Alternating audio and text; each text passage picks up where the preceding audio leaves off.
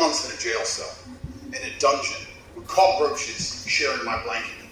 3 months. Then I finally got released. 7 months I've been locked in my house, and today a judge decided to let me go. I want everybody at home to understand exactly why that is.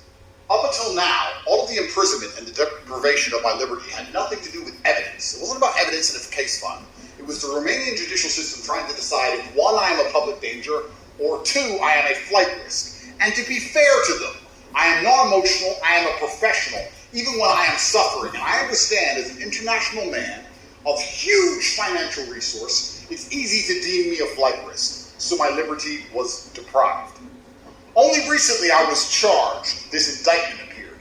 I want everybody at home to also understand that 3 different federal agencies from 3 different countries have investigated my life for the last 15 months. Every photo I've ever taken, every video I've ever made, every conversation I've ever had, every phone call, 2,000 people who know me were contacted. Every single ex-girlfriend, my vet, my pool guy, my old house cleaner in an apartment I used to have 11 years ago. You name them. If they had anything to do with me, no matter how tedious the link, they were contacted and they were interviewed. Hotlines were set up. Billboards were made. Has Andrew Tate ever hurt you? Do you have any information on Andrew Tate? The media was offering £50,000 for anybody who would give a negative story to me. Find another man who has hundreds of ex-girlfriends and not a single one of them rolled on me. Not a single one of them for money would say I'm a bad person. In fact, they would all say the opposite and defend me and stick up for me. You want to talk about a man of moral fiber? Find another man who can go through that. There's not another man on the street you could find whose ex-girlfriends who wouldn't turn on him.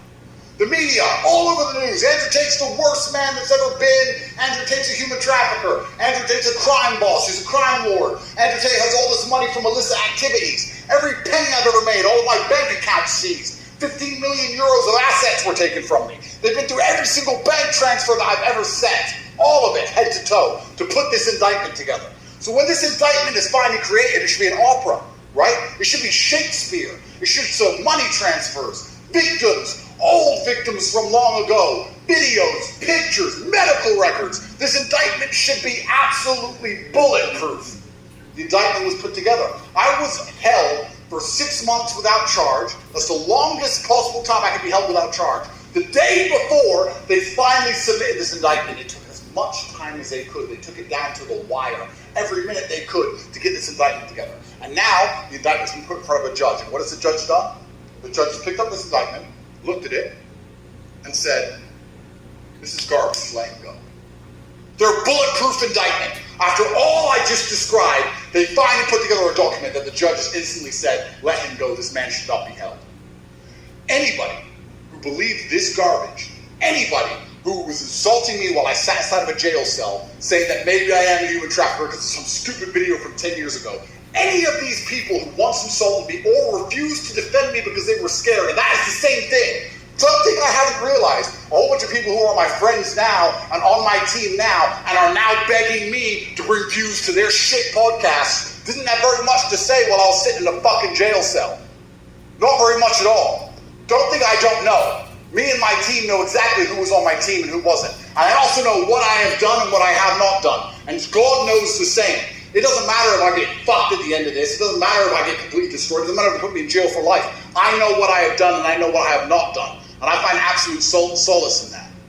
Now I am free. Yes, I will remain free until the trial date when this garbage is finally thrown out. My name is absolutely and utterly clear.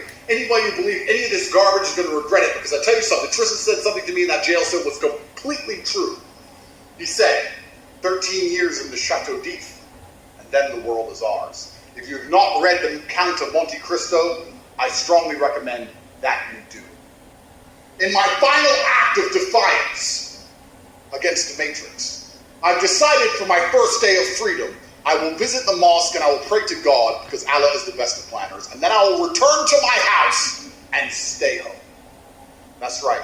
You locked me up for 10 months. Where are you going to go? What are you going to do? I'm a bit tired. I'm going to stay in my house. That's what I'm going to do. I only want to talk to God, and I want to be by myself. I don't want to talk to any of these snakes, any of these people on the internet trying to get views out of me, any of these people who pretend they support me and give a shit. When I really, when it gets down to the wire, it's me in a jail cell, me and my brother by ourselves, and all these other people don't seem to fucking give a fuck until there's views involved. Lies get tired. Lies get exhausted. It takes untold energy to continue to prop up a lie. It goes against the laws of physics. There's only so many times you can tell the world I'm a human trafficker with no evidence. Where's the girls? Where's the videos? Where's the victims? Where's the pictures? There's nothing. How many times can you continue to repeat the same garbage with no evidence? Nobody believes it. The moral arc of the universe bends towards truth. And I tell you something, when I am released from all of this, I'm going to use my massive platform and enormous financial capability to launch a charity to prevent this happening from any man ever again. This is enough, and it's going to have to stop, and I'm going to stop it.